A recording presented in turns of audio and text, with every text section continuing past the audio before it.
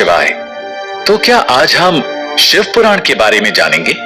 अब जाकर तुम्हें याद आया, चलो। गुरुकुल की एक कक्षा के भीतर बैठकर महेश और ऋषभ दोनों शिव साधना में लग गए।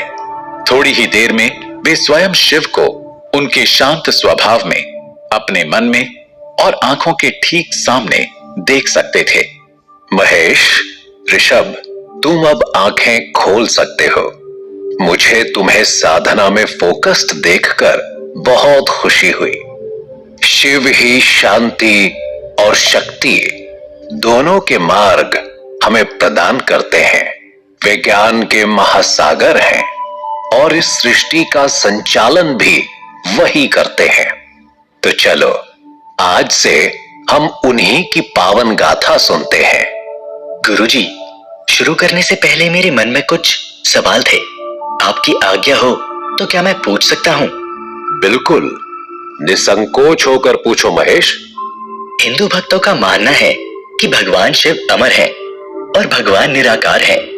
तो गुरुजी, उनकी आयु कितनी है? तुम्हें ताज्जुब होगा महेश, लेकिन इसका भी जवाब हमारे ग्रंथों में है। गणित जरा सा मुश्किल है तो ध्यान से सुनना। ब्रह्मा की आयु 7 करोड़ 20 लाख चतुर्युग या 1 चौखरी 4 युगों से बनी है।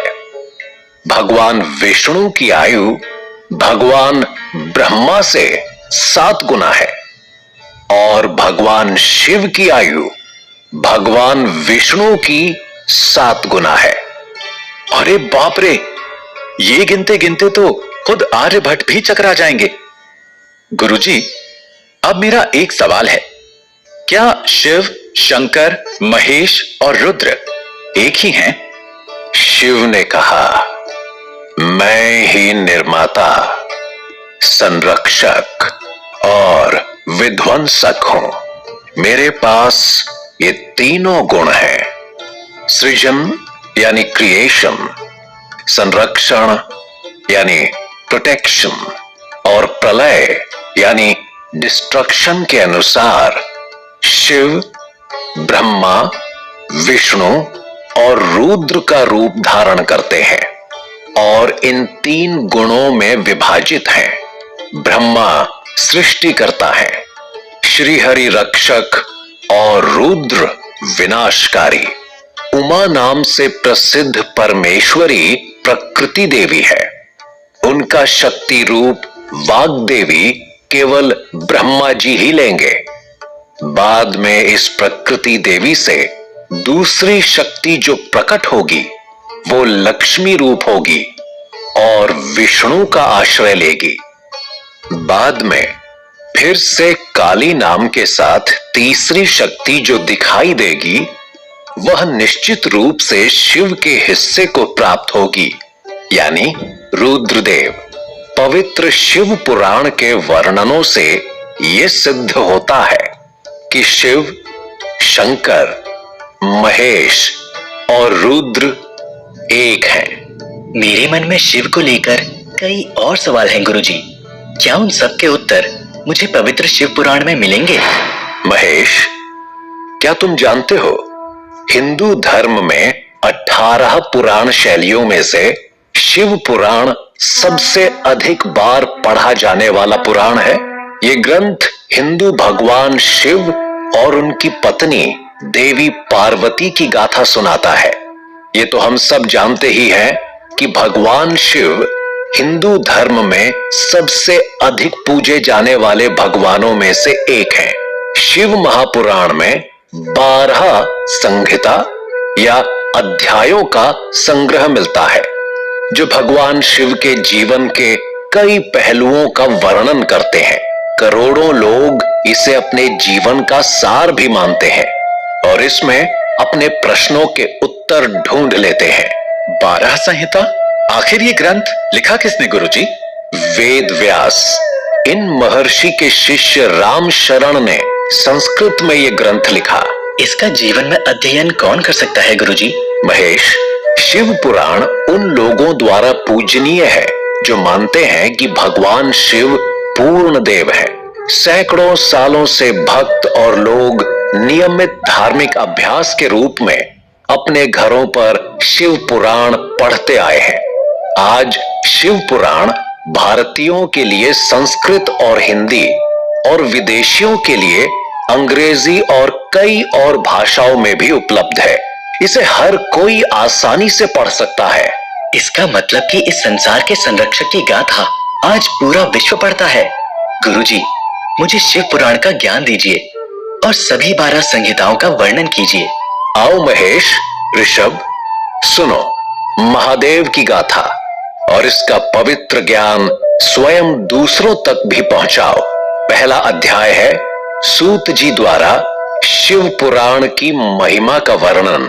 पावन शिव पुराण का संपूर्ण ज्ञान पाने के लिए बने रहिए हमारे साथ अगले एपिसोड में। महेश महाशिव पुराण की गाथा सुनने के लिए गुरुजी के सामने कक्षा चौकड़ी मारकर बैठ गया। उसके माता पिता किसान थे और उन्होंने उसका नाम भी भगवान शिव के कई नामों में से चुनकर बहुत प्यार से रखा था।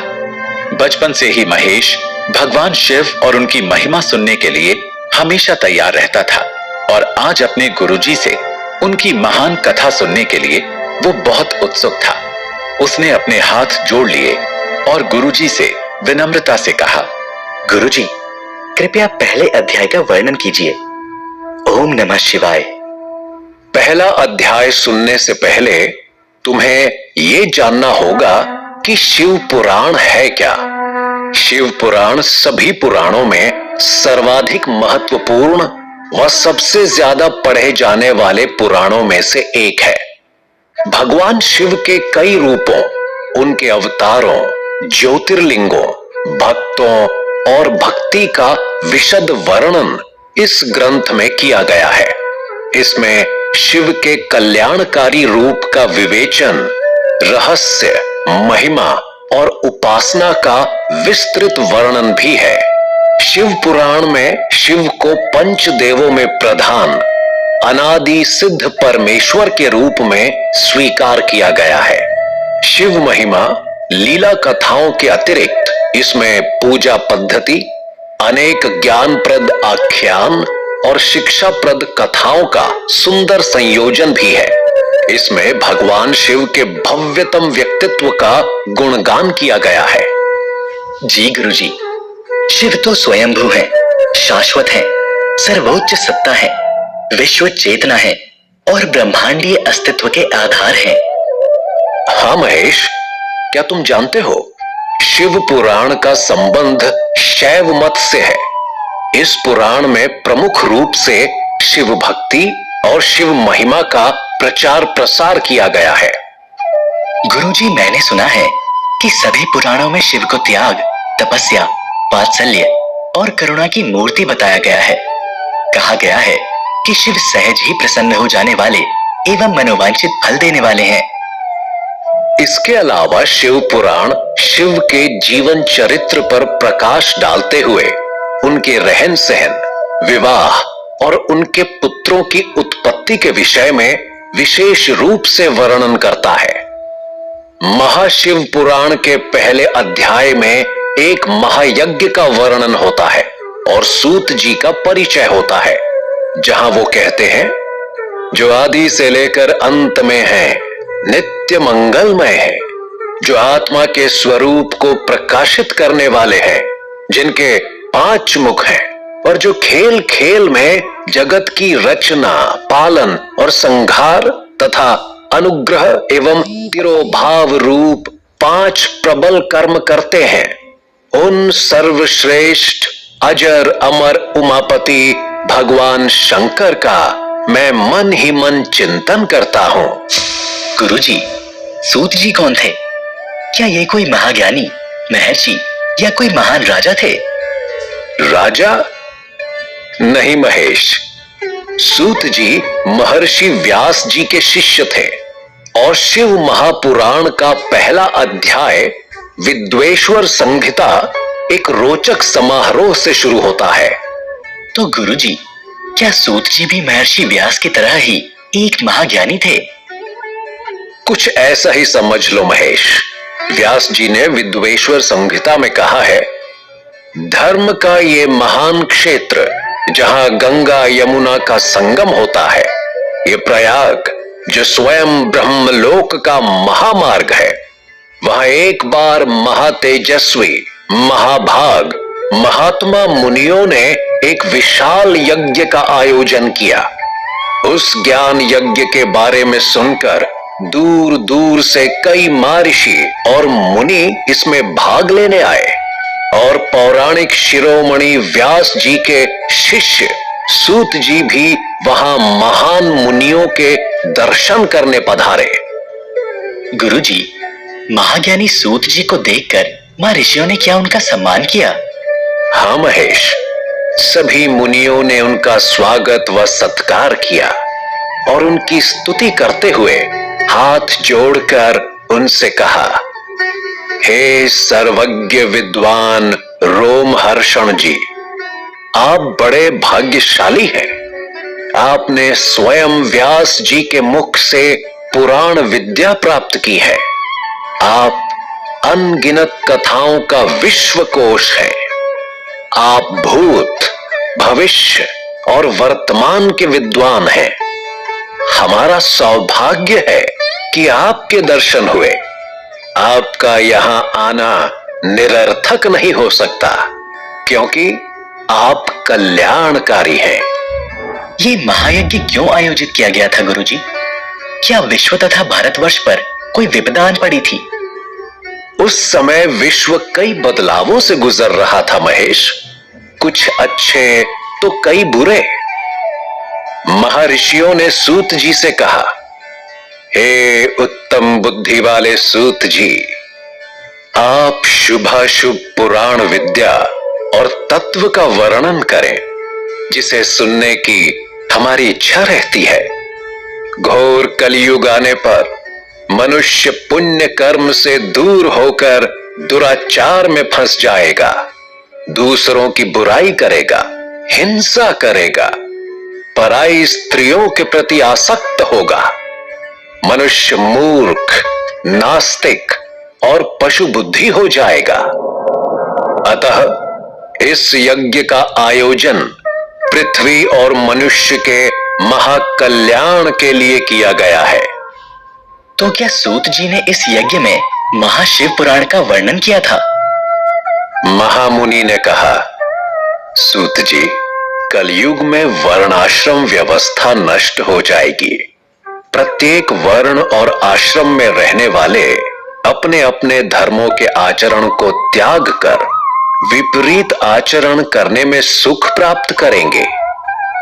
इस सामाजिक वर्ण संकरता से लोगों का पतन होगा, परिवार टूट जाएंगे और समाज पूरी तरह से बिखर जाएगा। प्राकृतिक आपदाओं से जगह जगह लोगों की मृत्यु होगी, महारोग फैलेगा, धन का क्षय होगा, स्वार्थ और लोभ बढ़ जाएंगे, यहां तक कि ब्राह्मण लोभी हो जाएंगे, मद से मोहित होकर दूसरों को ठगेंगे, पूजा पाठ नहीं करेंगे और ब्रह्म ज्ञान से शून्य हो जाएंगे। क्षत्रिय अपने धर्म को त्याग कर पापी और दुराचारी हो जाएंगे। शौर्य से रहित हो वे कुकर्मों के अधीन हो जाएंगे। विश्व संस्कार भ्रष्ट होकर कुमार्गी में धकेल दिया जाएगा। लोग अपने धर्म को भुला देंगे और वाद विवाद करने लगेंगे। वे स्वयं को सर्वश्रेष्ठ मानकर दुर्व्यवहार, विश्व युद्ध और नरसंहार पर उतर आएंगे। गुरुजी, आज तो हमारे चारों तरफ विश्व इन्हीं सब कुकर्मों से घिरा हुआ है। इस तरह जिनकी बुद्धि नष्ट हो गई है और जिन्होंने अपने धर्म का त्याग कर दिया है, ऐसे लोग महामोक्ष कैसे प्राप्त करेंगे? इस चिंता से हम सभी आज व्याकुल हैं। तुमने सही कहा महेश, और इसलिए महामुनियों ने काल के नाश और संसार के कल्याण के लिए सूत जी से आग्रह किया। सूत जी, परोपकार के समान कोई धर्म और कर्म नहीं है। इस धर्म और कर्म का पालन करने वाला दूसरों के दुखों को मिटाकर उन्हें सुखी करता हुआ स्वयं भी प्रसन्नता का अनुभव करता है। मनुष्य में यदि यह भावना दृढ़ हो तो उसका हृदय शुद्ध करते हुए उसे परम गति प्रदान करती है। हे महामुनि सूत जी, आप समस्त सिद्धांतों के विश्वकोश हैं। कृपा कर कोई ऐसा उपाय बताइए जिससे इन सब के पापों का तत्काल नाश हो। फिर क्या हुआ गुरुजी? व्यास जी कहते हैं, उन श्रेष्ठ मुनियों की चिंताओं को सुनकर सूत जी ने मन ही मन परम श्रेष्ठ भगवान शंकर का स्मरण किया और फिर उनसे विनम्रता से बोले,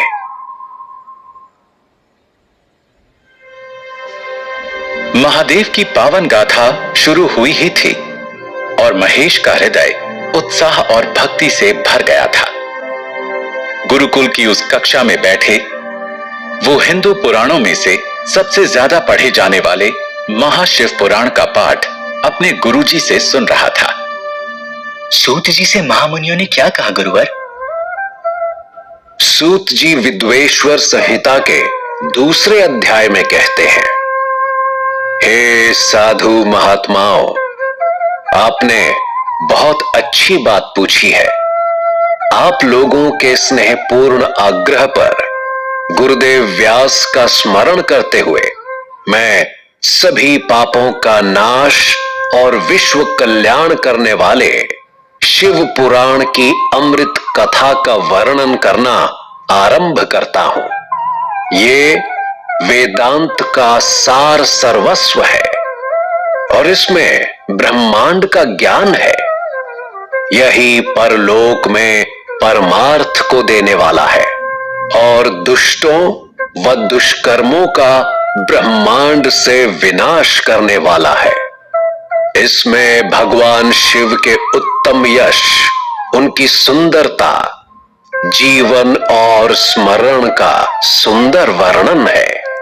धर्म, अर्थ, काम और मोक्ष आदि पुरुषार्थों को देने वाला ये महापुराण अपने दृष्टिकोण से वृद्धि तथा विस्तार को प्राप्त हो रहा है। शिव पुराण के अध्ययन से कलयुग के सभी पापों में लिप्त जीव, मनुष्य उत्तम गति को प्राप्त होंगे। इसके उदय से ही कलयुग का उत्पात शांत हो जाएगा। वाह गुरुजी, ये महाग्रंथ तो सर्वोच्च ज्ञान प्रदान करता है। हाँ महेश, क्या तुम जानते हो, शिव पुराण इतना महान ग्रंथ है कि इसे वेद तुल्य माना जाएगा और इसका प्रवचन सबसे पहले स्वयं भगवान शिव ने ही किया था। इस ग्रंथ में कितने अध्याय हैं गुरुजी? इस पुराण के 12 खंड या भेद हैं महेश, जो 12 संहिताओं में बांटे हुए हैं। वे इस प्रकार हैं।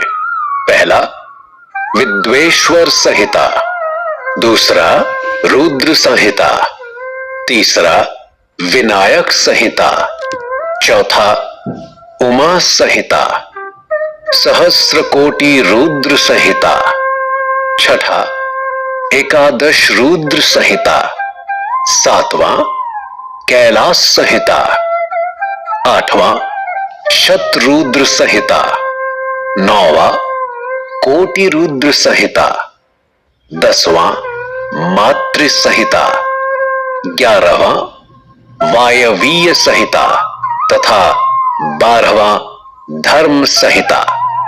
हमने सूत जी का परिचय अभी विद्वेश्वर संहिता के साथ प्रारंभ किया है।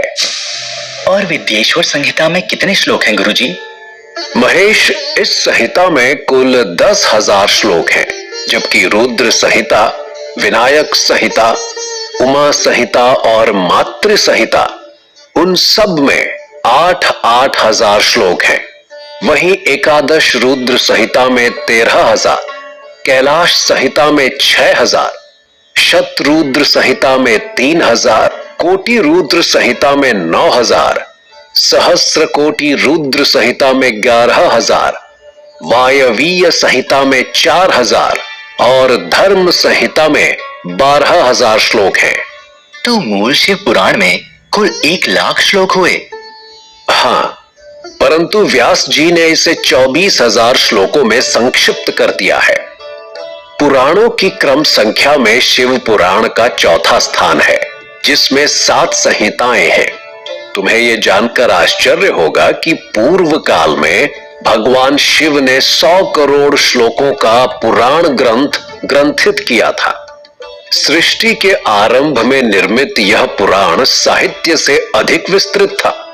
द्वापर युग में द्वैपायन और अन्य महर्षियों ने पुराण को 18 भागों में विभाजित कर कुछ 4,00,000 श्लोकों में संक्षिप्त कर दिया। इसके बाद व्यास जी ने इस ग्रंथ को 24,000 श्लोकों में प्रस्तुत किया। कितना महान और लंबा इतिहास है महाशिव पुराण का गुरुजी। हाँ महेश, इस वेद तुल्य पुराण को विद्वेश्वर रुद्र संहिता, शतरुद्र संहिता, कोटि रुद्र संहिता, उमा संहिता, कैलाश संहिता और वायवीय संहिता नामक 7 संहिताओं में विभाजित किया गया है। यह उत्तम गति प्रदान करने वाला है और इस निर्मल शिव पुराण की रचना भगवान शिव द्वारा की गई है। इसे संक्षेप में संकलित करने का श्रेय व्यास जी को ही जाता है। इस ग्रंथ की विशेषताओं के बारे में बताइए गुरुजी। विद्वेश्वर संहिता की शुरुआत में सूत जी कहते हैं, शिव पुराण सभी जीवों का कल्याण करने वाला, सभी पापों का नाश करने वाला ग्रंथ है। यही सत्पुरुषों को कल्याण प्रदान करने वाला है।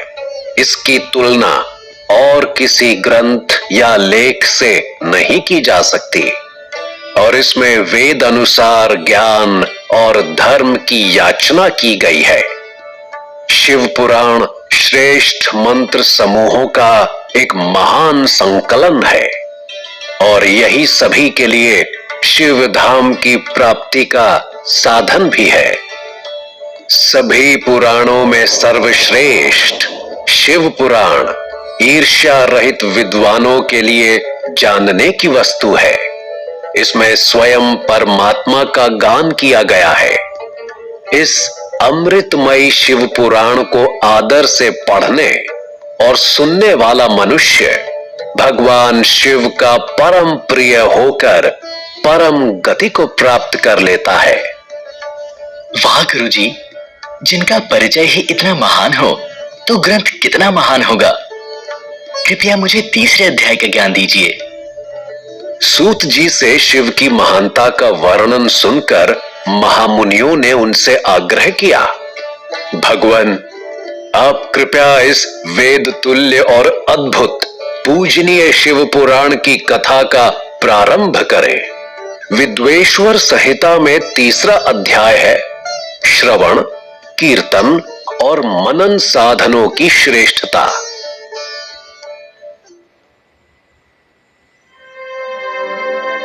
गुरुजी, विद्वेश्वर संहिता के तीसरे अध्याय का महत्व क्या है? इस अध्याय में सूत जी महर्षियों से शिव भक्ति, उनके नमन, महादेव के कीर्तन और इस महान ग्रंथ के पाठ की श्रेष्ठताओं का वर्णन करते हैं। क्या इस ग्रंथ में विश्व की सभी विपदाओं का समाधान है?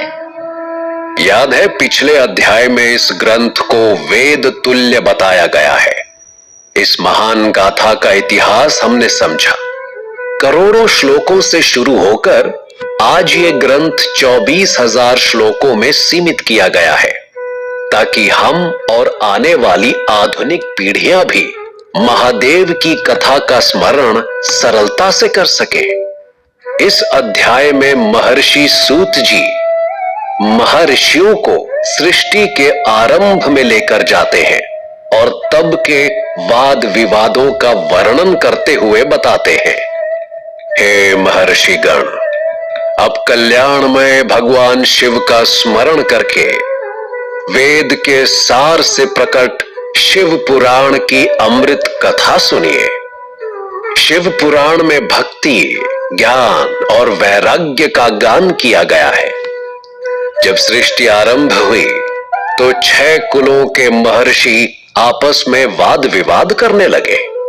जब इस विवाद ने एक बड़ा रूप धारण कर लिया तो सभी अपनी शंकाओं के समाधान के लिए सृष्टि की रचना करने वाले अविनाशी स्वयं ब्रह्मा जी के पास जाकर हाथ जोड़कर आग्रह करने लगे। स्वयं सृष्टि रचयिता ब्रह्मा के पास ऐसी कौन सी शंकाएं थी महर्षियों को गुरुजी? महेश, मानव बुद्धिहीन जीव है, बल का लोभी है। सृष्टि के प्रारंभ में इन ज्ञानियों में एक होड़ लग गई कि उनमें से सर्वश्रेष्ठ कौन है। उन्होंने ब्रह्मा से पूछा, हे प्रभु, आप संपूर्ण जगत को धारण कर उसका पोषण करने वाले हैं। प्रभु, हम जानना चाहते हैं कि संपूर्ण तत्वों से परे परात्पर पुराण पुरुष कौन है। मुझे तो सुनते ही विश्वास नहीं हो रहा कि महर्षियों ने स्वयं ब्रह्मा के दर्शन किए। कितना दुर्लभ दृश्य रहा होगा। गुरुजी, ब्रह्मा ने महर्षियों को क्या उत्तर दिया? सृष्टि रचयिता ब्रह्मा, जिनका स्वर्ग में पावन वास है, उन्होंने महर्षियों से कहा, ब्रह्मा, विष्णु, रुद्र और इंद्र आदि से युक्त संपूर्ण जगत समस्त भूतों एवं इंद्रियों के साथ पहले प्रकट हुआ है। तुम पूछते हो कि सर्वश्रेष्ठ कौन है? तो सुनो, महादेव शिव ही सर्वज्ञ और संपूर्ण है। वे सर्वश्रेष्ठ पुरुष अथवा देवों के देव महादेव है। भक्ति से ही इनका साक्षात्कार होता है। तपस्या, दृढ़ निश्चय, सत्य और पावन जीवन के परे दूसरे किसी उपाय से इनका दर्शन नहीं होता। भगवान शिव में अटूट भक्ति मनुष्य को संसार बंधन से मुक्ति दिलाती है। भक्ति से उन्हें देवता का कृपा प्रसाद प्राप्त होता है। जीवन में सुख, शांति, समृद्धि जैसे अंकुर से बीज और इन बीजों से अंकुर पैदा होता है। भगवान शंकर का कृपा प्रसाद प्राप्त करने के लिए आप सब ब्रह्मर्षि धरती पर सहस्रों वर्षों तक चलने वाले विशाल यज्ञ करें। यज्ञपति भगवान शिव की कृपा से ही विद्या के सार तत्व, साध्य साधन का ज्ञान प्राप्त होता है। क्या इन महर्षियों में सर्वज्ञानी और शिव साधना में विलीन मुनि भी थे गुरुजी? सूत जी महर्षियों से आगे कहते हैं, शिव पद की प्राप्ति साध्य और उनकी सेवा ही साधन है। जो मनुष्य बिना किसी फल की कामना किए उनकी भक्ति में डूबे रहते हैं, वही साधक है। ईर्ष्या, लोभ और कामना से मुक्त मुनि ही शिव महाप्रसाद प्राप्त करता है। कर्म के अनुष्ठान से प्राप्त हुए फल को भगवान शिव के श्री चरणों में समर्पित करना ही परमेश्वर की प्राप्ति का उपाय है। यही मोक्ष प्राप्ति का एकमात्र साधन भी है।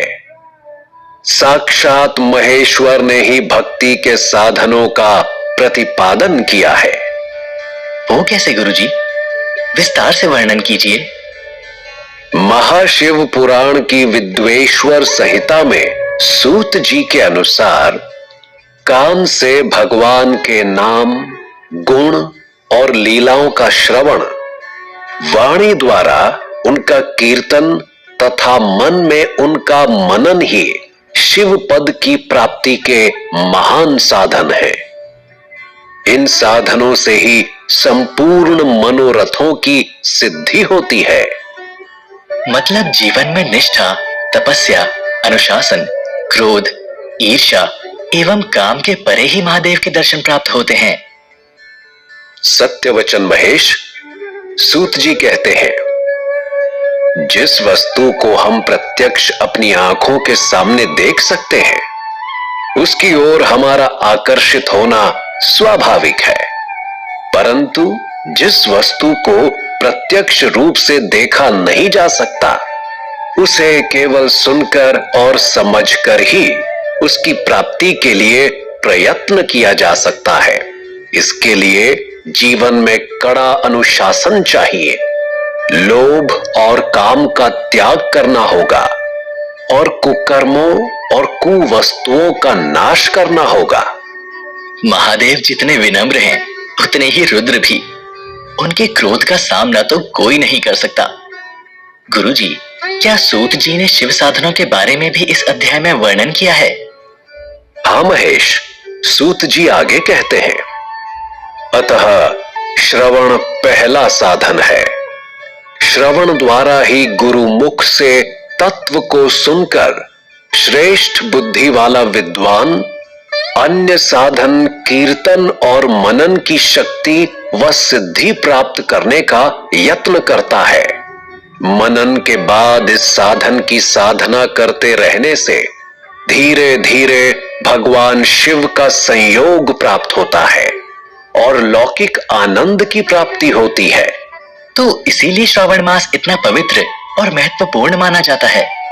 महेश, सूत जी के अनुसार भगवान शिव की पूजा, उनके नामों का निरंतर जाप तथा उनके रूप, गुण, विलास के हृदय में चिंतन को ही मनन कहा जाता है। महेश्वर की कृपा दृष्टि से पाए जाने वाले इस साधन को ही प्रमुख साधन कहा जाता है। विद्वेश्वर संहिता के चौथे अध्याय में सूत जी ने इसी साधन का महात्म्य बताते समय एक प्राचीन रोचक वर्णन किया है।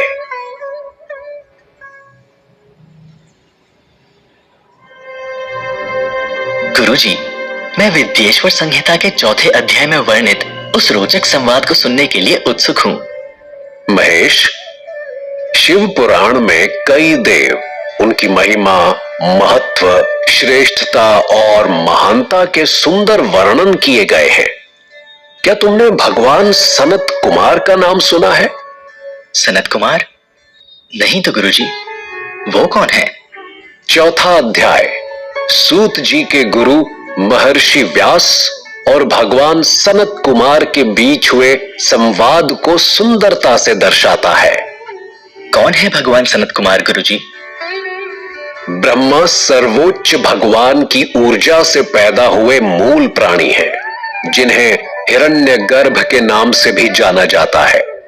ब्रह्मा से सभी 7 महान ऋषि और उनसे पहले सनक, सानंद, सनातन और सनत कुमार नामक 4 अन्य महान ऋषि और 14 मनु प्रकट हुए। ये सभी 25 महान ऋषि पूरे ब्रह्मांड में जीवों के कुल पिता के रूप में जाने जाते हैं। प्रत्येक ब्रह्मांड के भीतर अनगिनत ब्रह्मांड, तारे और ग्रह हैं और प्रत्येक ग्रह विभिन्न प्रकार की आबादी से भरा है। वे सभी इन 25 कुलपतियों से जन्मे हैं। ब्रह्मा ने कृष्ण की कृपा से सृजन करने का तरीका जानने से पहले 1000 वर्षों तक देवताओं की तपस्या की थी। फिर ब्रह्मा से आया सनक, सानंद, सनातन और सनत कुमार, फिर रुद्र और फिर 7 ऋषि, और इस प्रकार सभी ब्राह्मण और क्षत्रिय भगवान की ऊर्जा से पैदा हुए। ब्रह्मा ने 4 महान ऋषियों सनक, सानंद, सनातन और सनत को आध्यात्मिक उन्नति के इन 4 सिद्धांतों को सौंपने के लिए बनाया। चौथे अध्याय में व्यास और इन्हीं के संवाद का वर्णन है। स्वयं ब्रह्मा के प्रतिबिंब। मुझे विस्तार से बताइए इस रोचक संवाद के बारे में गुरुजी। सूत जी कहते हैं, हे मुनियों, इस साधन का महात्म्य बताते समय मैं एक प्राचीन वृत्तांत का वर्णन करूंगा, जिसे आप ध्यान पूर्वक सुने। बहुत पहले की बात है, कई युगों पहले पराशर मुनि के पुत्र मेरे गुरु व्यास देव जी सरस्वती नदी के तट पर तपस्या कर रहे थे। उस समय वातावरण स्वच्छ, शीतल व पावन हुआ करता था। एक दिन सूर्य के समान तेजस्वी विमान से यात्रा करते हुए भगवान सनत कुमार उनकी कुटिया में पधारे। मेरे गुरु व्यास गहरे ध्यान में अति मग्न थे। कुछ क्षण बाद उनकी आंखें खुली तो उन्होंने जागने पर अपने सामने सनत कुमार जी को देखा और वे बड़ी तेजी से उठे और उनके चरणों का स्पर्श कर उन्हें अर्घ्य देकर योग्य आसन पर विराजमान किया। अरे, महर्षि व्यास को यह ज्ञात ही नहीं हुआ कि स्वयं ब्रह्मा के सुपुत्र उनकी कुटिया में पधारे हैं। कहीं भगवान सनत कुमार को क्रोध तो नहीं आया गुरुजी? प्रभु सबको ब्रह्मा के प्रकोप से बचाए। नहीं महेश, वे व्यास की तपस्या और अनुशासन को देखकर प्रसन्न हुए और उन्होंने गंभीर वाणी में उनसे कहा, मुनि, तुम सत्य का चिंतन करो। सत्य तत्व का चिंतन ही श्रेय प्राप्ति का मार्ग है। इसी से कल्याण का मार्ग प्रशस्त होता है। यही अनुशासन महाकल्याणकारी है। यह जब जीवन में आ जाता है तो सब सुंदर हो जाता है। सत्य का अर्थ है वो जो सदैव रहता है।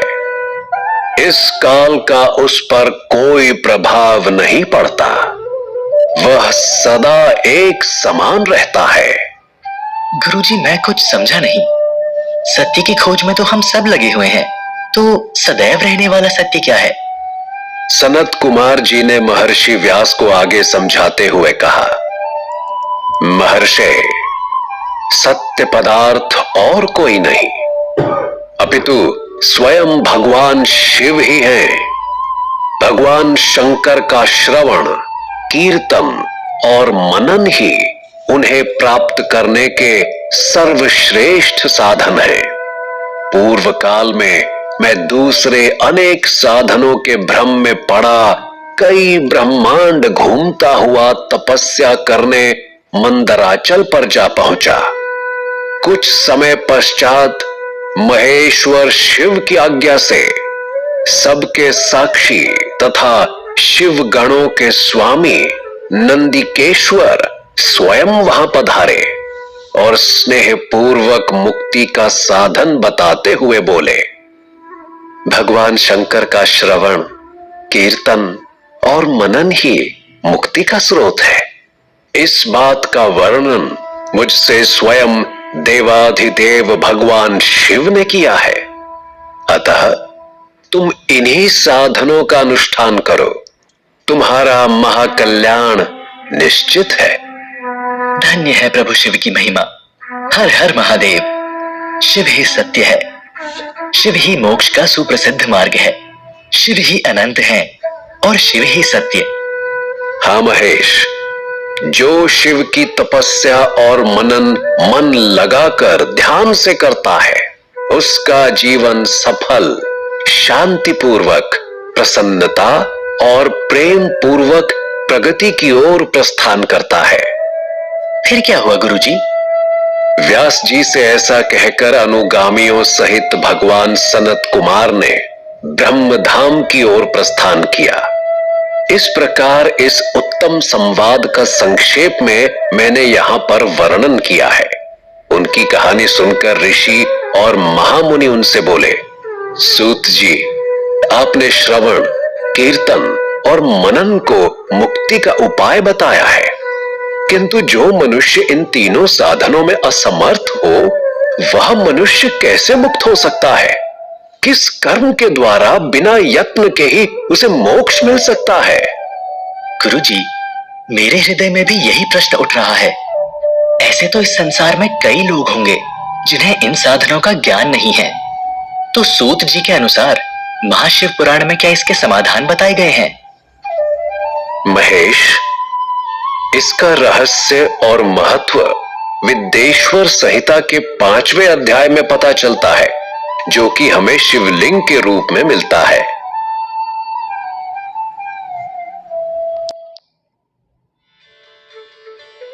गुरु जी से शिव पुराण की कथा सुनते समय महेश के मन में कई सवाल उठ रहे थे और वो उन्हें अपने गुरु जी से पूछने के लिए उत्सुक हो रहा था।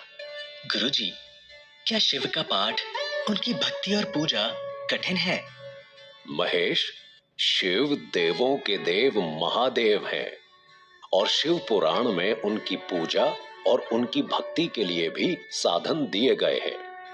इस संहिता में जिस महायज्ञ का वर्णन किया गया है, उसमें पधारे महामुनियों ने भी सूत जी से यही पूछा। और सूत जी ने क्या उत्तर दिया गुरु जी? सूत जी कहते हैं, हे शौनक जी, श्रवण, कीर्तन और मनन जैसे साधनों को करना प्रत्येक के लिए सरल नहीं। इसके लिए एक योग्य गुरु और आचार्य चाहिए। जैसे आप गुरु जी।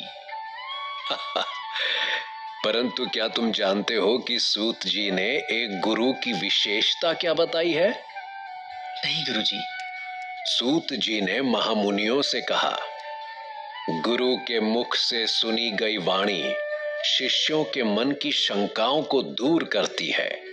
गुरु मुख से सुने शिव तत्व द्वारा शिव के रूप स्वरूप के दर्शन और गुणानुवाद में रसानुभूति होती है। इसका अर्थ ये कि एक गुरु ही इस पुराण को सरल भाषा में और उसके सभी रहस्यों, ज्ञान और विशेषताओं को शिष्यों के साथ बांट सकता है और इसी सरल विधि को समझकर भक्त कीर्तन कर पाता है। पर अगर ऐसा संभव ना हो, यानी अगर गुरु की उपस्थिति ना हो, तो तब शिष्यों को क्या करना चाहिए? यदि ऐसा कर पाना संभव ना हो, तो मोक्षार्थी को चाहिए कि वो भगवान शंकर के लिंग एवं मूर्ति की स्थापना करके प्रतिदिन उनकी पूजा करे। इसे अपनाकर वो इस संसार सागर से पार हो सकता है। संसार सागर से पार होने के लिए इस प्रकार की पूजा सरलता से भक्ति पूर्वक की जा सकती है। और किस तरह शिव की पूजा की जा सकती है गुरुजी? अपनी शक्ति एवं सामर्थ्य के अनुसार धनराशि से शिवलिंग या शिव मूर्ति की स्थापना करके भक्ति भाव से उसकी पूजा करनी चाहिए।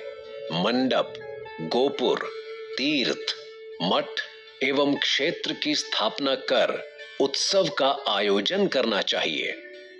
इस आयोजना में किन किन वस्तुओं का उपयोग किया जा सकता है गुरुजी? सूत जी के अनुसार पुष्प, धूप, वस्त्र, गंध, दीप तथा पुआ और तरह तरह के भोजन पूजा में नैवेद्य के रूप में अर्पित करने चाहिए। श्री शिव जी ब्रह्म रूप और निष्कल अर्थात कला रहित भी हैं और कला सहित भी।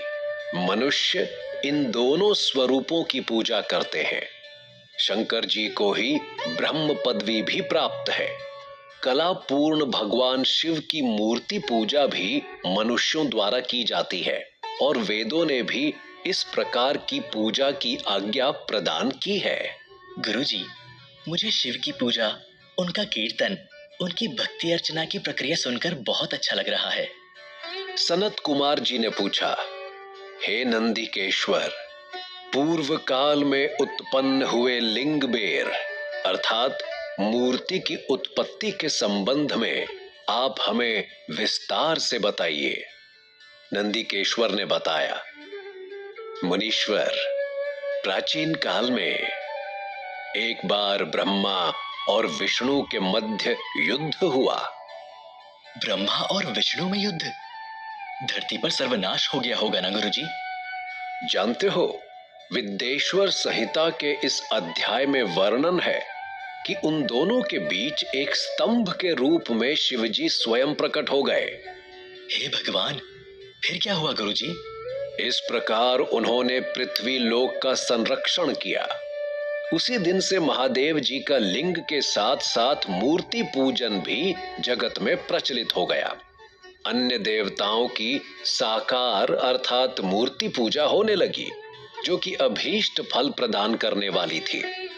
परंतु शिवजी के लिंग और मूर्ति दोनों रूप ही पूजनीय है। गुरुजी, ये तो शिवलिंग की स्थापना की दुर्लभ कथा है। क्या विद्येश्वर संहिता हमें ब्रह्मा विष्णु के युद्ध के बारे में और बताता है? अगला अध्याय इसी देव युद्ध के बारे में है महेश।